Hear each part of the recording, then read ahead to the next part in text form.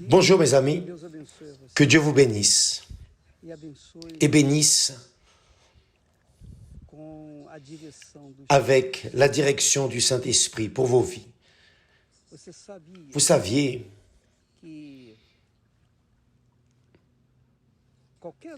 que tout le monde sait cela. Vous prenez la semence, vous la mettez en terre, et cette semence, en mourant, donne beaucoup de fruits. Jésus a dit cela au sujet de la semence de blé. Il a dit, si la semence de blé tombant en terre ne meurt pas, elle reste seule. Bien, qu'apprenons-nous de cela? Que la parole de Dieu est la semence et nous sommes la terre. Si la parole de Dieu tombant en nous et elle reste, elle demeure, alors elle va produire la vie et la vie pour toute l'éternité parce que c'est la parole de Dieu. La parole, vous savez que la parole a un esprit, la parole a un esprit. Jésus a dit, mes paroles sont esprit et vie.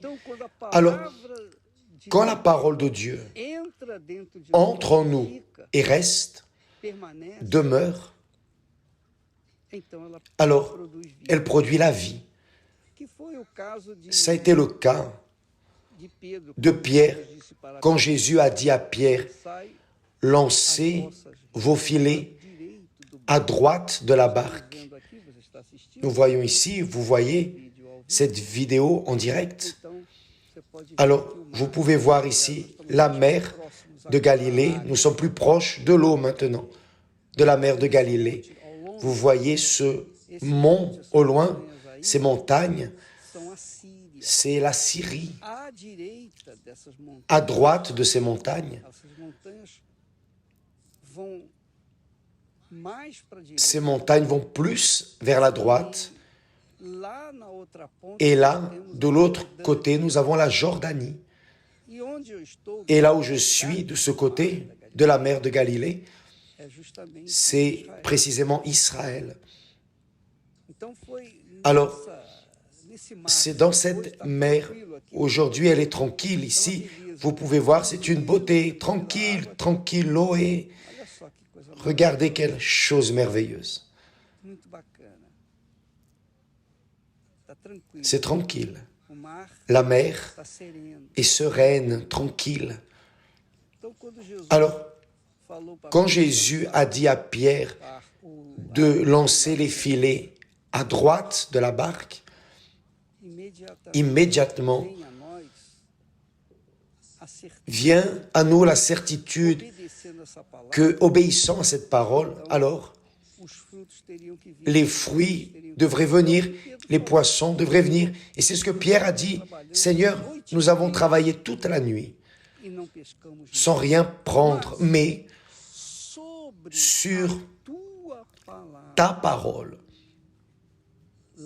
je lancerai les filets. » Et lorsqu'il a obéi, alors, la cueillette merveilleuse est venue.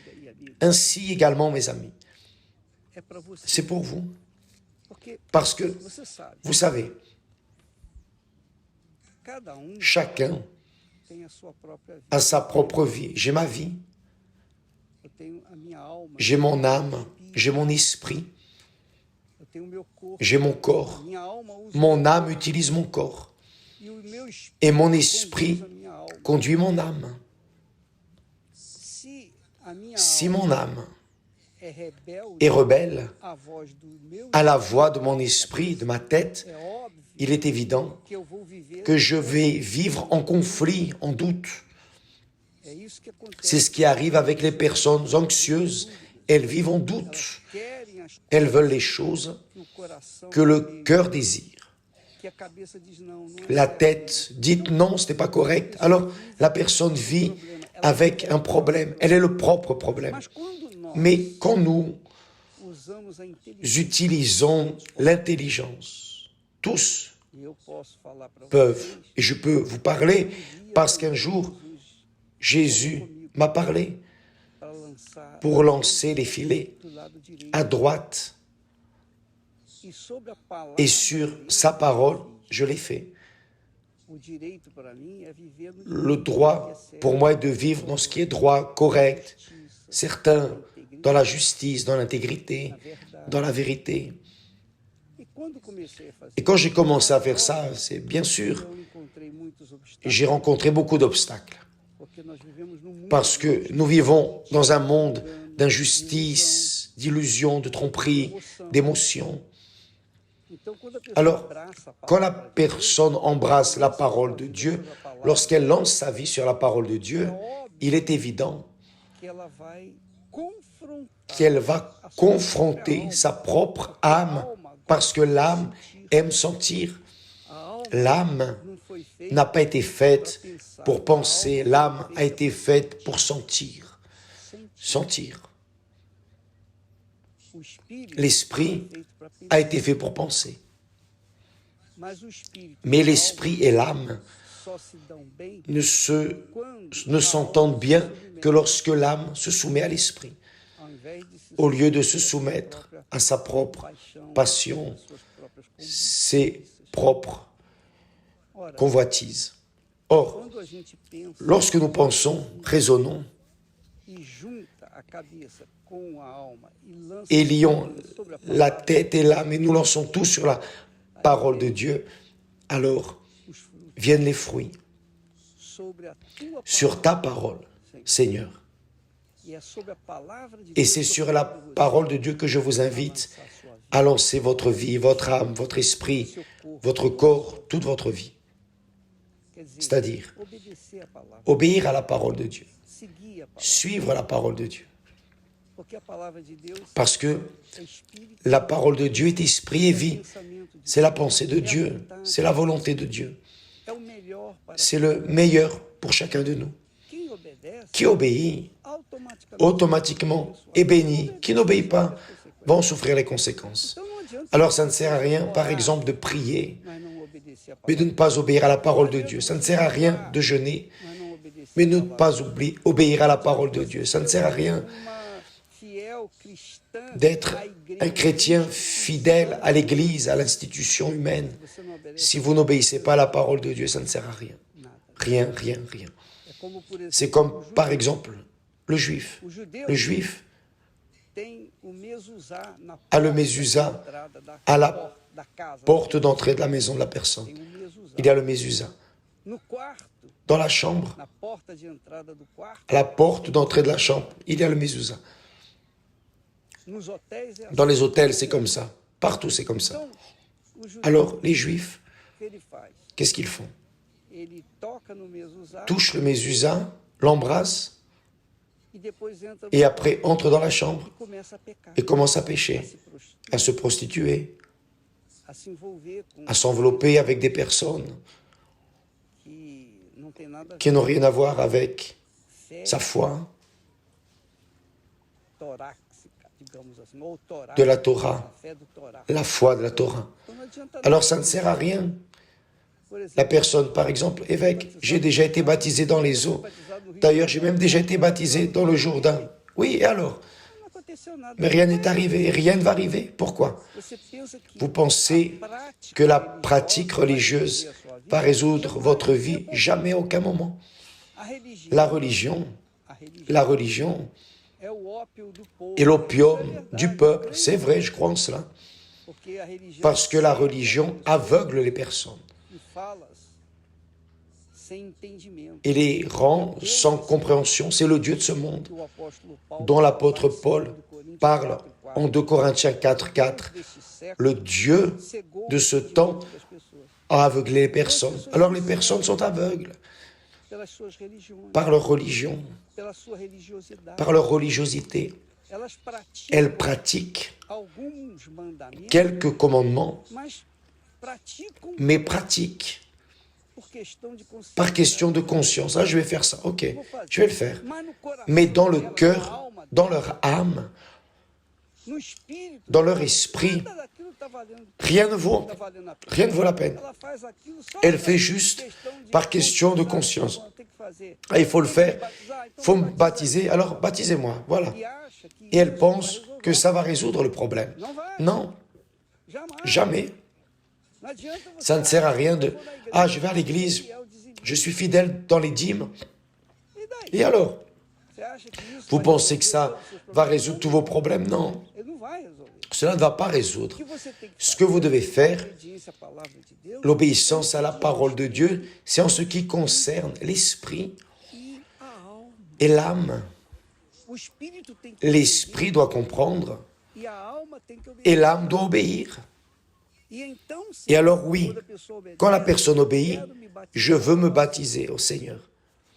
Parce que je sais que le baptême dans les eaux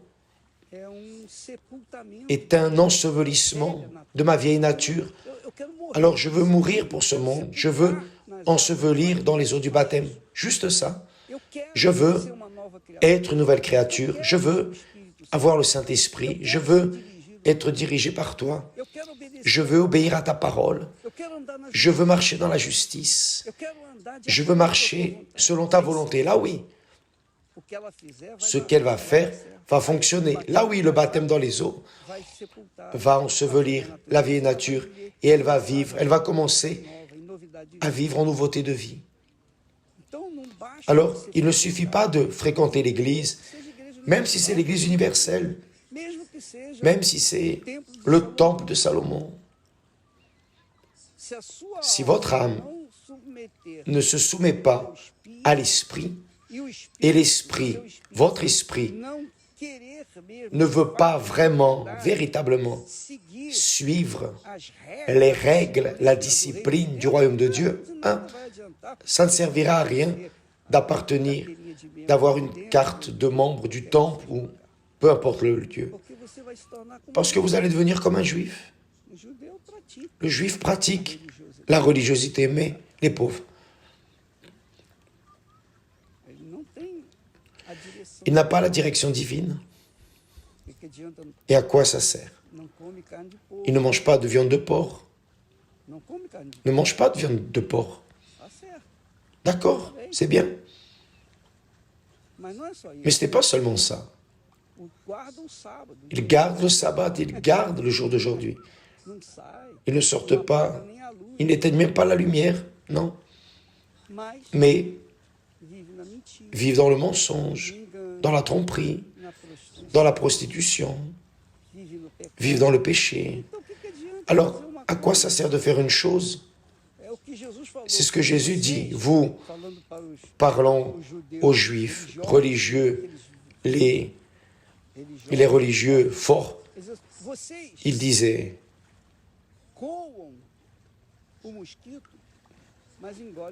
vous laissez passer le moustique, mais vous avalez le chameau.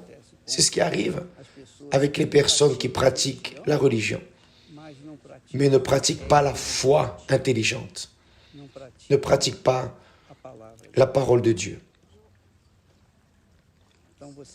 Alors, vous qui me regardez en cet instant, évaluez votre vie, mes amis. Elle dépend de vous, de votre tête, dépend de votre esprit, d'écouter le Saint-Esprit. Cela dépend de votre âme, se soumettre à votre esprit et utiliser l'intelligence pour prendre des attitudes, pour faire vos propres choix, pour qu'alors Dieu vienne faire de vous, cueillir une vie bénie, prospère, être le béni du Seigneur. Je suis ici avec le pasteur Gustave. Pasteur Gustave, c'est notre guide ici en Israël. C'est le pasteur de l'Église universelle ici. Il est là pour prendre soin de l'Église qui va être inaugurée cette semaine. l'église va être inaugurée ici à Nazareth. Alors, quand vous viendrez lors de la prochaine excursion ici en Israël, vous allez pouvoir participer de l'église universelle ici à Nazareth. Et vous allez rencontrer le pasteur Gustave qui est ici il y a 20 ans en Israël. Et il va vous faire comprendre beaucoup de choses que ne connaissent vraiment, seuls ceux qui connaissent l'hébreu connaissent vraiment l'expérience de l'hébreu évêque nous donne plus de conscience au sujet de cette parole qui est si parlée, la parole de Dieu, si précieuse. Alors, quand nous avons la conscience de la parole qui vient de l'origine de l'hébreu, l'amaréen, ce sont des perles, évêque, des perles qui transforment. C'est ce que la parole de Dieu dit. Elle divise, elle clarifie. C'est quelque chose de si fort, si profond, qu'elles éclairent notre pensée. C'est par l'esprit. Alors, Gustave, juste pour résumer pour les personnes, je pense qu'elles doivent comprendre cela.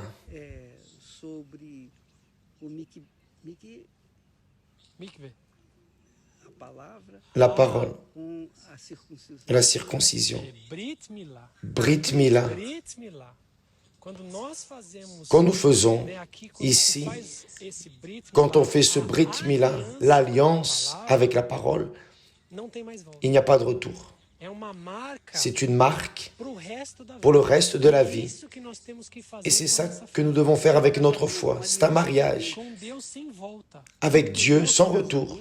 Notre mariage, le mariage mari-épouse, le vôtre, le mien, notre mariage symbolise notre mariage avec Dieu, qui est le Brit Mila.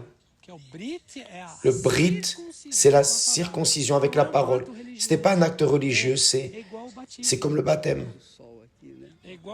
C'est comme le baptême dans les eaux. C'est l'ensevelissement, il n'y a pas de retour.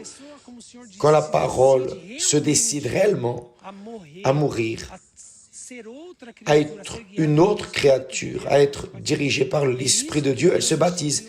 C'est ce que Dieu a institué avec Abraham, avec la parole, avec cette marque, pour que plus jamais, nous venions oublier cette alliance que nous avons faite.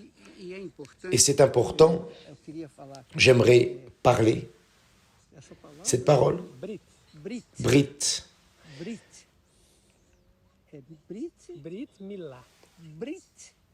Brit Mila.